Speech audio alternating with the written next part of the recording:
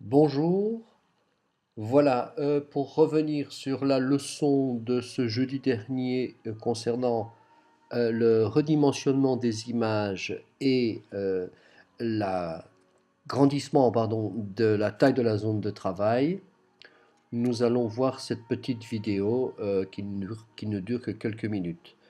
Donc je commence, donc je vais travailler avec Bridge pour commencer. Je vais aller chercher une image.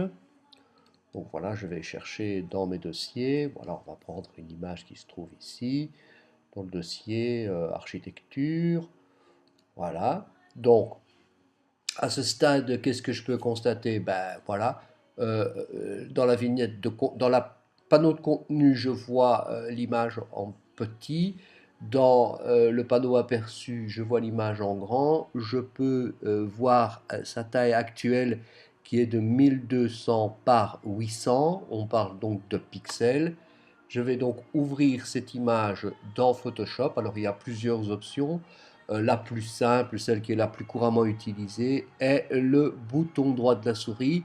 Avec ouvrir cette fonction, je vais choisir un Adobe Photoshop CS5. Voici. Donc l'image va s'ouvrir maintenant dans le logiciel. Je vais l'afficher en plein écran. Voilà. Alors, euh, je n'ai pas besoin pour le moment des outils ni des palettes de calque. Je n'ai besoin que de deux menus, enfin deux fonctions dans le menu image. La première concernant la taille de l'image. Donc quand je prends taille de l'image, je retrouve la fameuse taille en pixels qui était de 1200 par 800 pixels. Je peux évidemment changer cette taille et utiliser des pourcentages si je veux. Je peux aussi dans taille du document réutiliser euh, les points. Donc voilà, je peux utiliser les picas. On en parlera évidemment en classe. Bon, nous on va utiliser les centimètres. Et en fait, pour changer la taille d'une image, c'est assez simple en soi. Il suffit de changer un paramètre. Donc je vais passer de 1200 à 1000 pixels. Et on voit que si la petite chaîne ici est attachée à la hauteur, on voit que la hauteur s'est ajustée en fonction. On voit aussi évidemment que la taille en centimètres a changé. Donc si je clique maintenant sur OK, l'image a subi son redimensionnement. Je peux aller vérifier. On est bien dans une nouvelle taille qui maintenant ne fait plus que 1000 par 667 pixels. OK. Je vais maintenant organiser un petit bord autour de mon image. Donc là, cette fois, j'utilise la fonction taille de la zone, comme vous le voyez ici.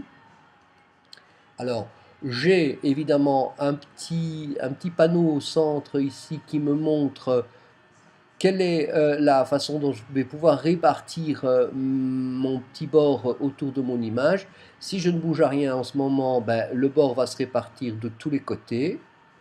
Mais je peux à tout moment décider de le répartir à droite, en haut, en bas et rien à gauche, ou au contraire à gauche et rien à droite, donc toujours en bas, en haut.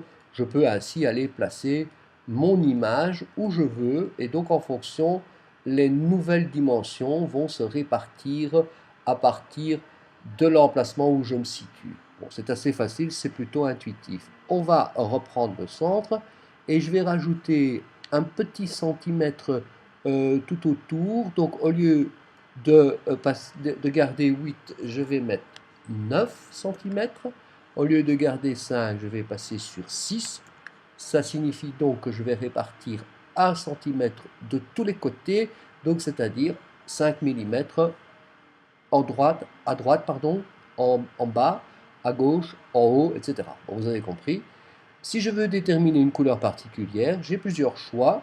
Bon, déjà dans le menu, j'ai des choix par défaut qui sont indiqués, mais je peux à tout moment choisir aussi ici une couleur.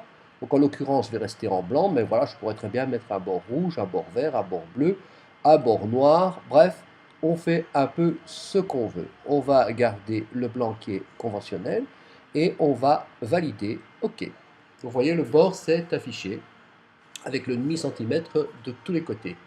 Donc ça, c'est une possibilité. Alors, Je pourrais maintenant à ce stade-ci annuler éventuellement pour faire un autre bord, ou je peux partir de ce bord existant et encore ajuster et éditer ce bord. Donc je reprends la commande image, taille de la zone de travail. Donc cette fois, je vais rajouter un espace à droite.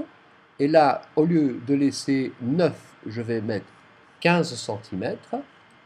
Voilà, si je voulais par exemple faire une carte à replier pour pouvoir éventuellement indiquer un texte, voilà, j'ai rajouté 6 centimètres. Je vais même mettre 7, 8, comme ça on aura une belle dimension à droite pour pouvoir positionner quelque chose si on a envie.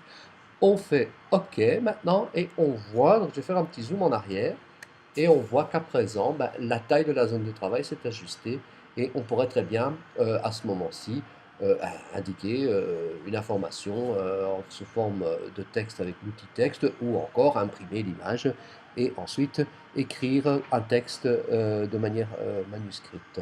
Voilà, j'espère que cette petite vidéo vous a intéressé.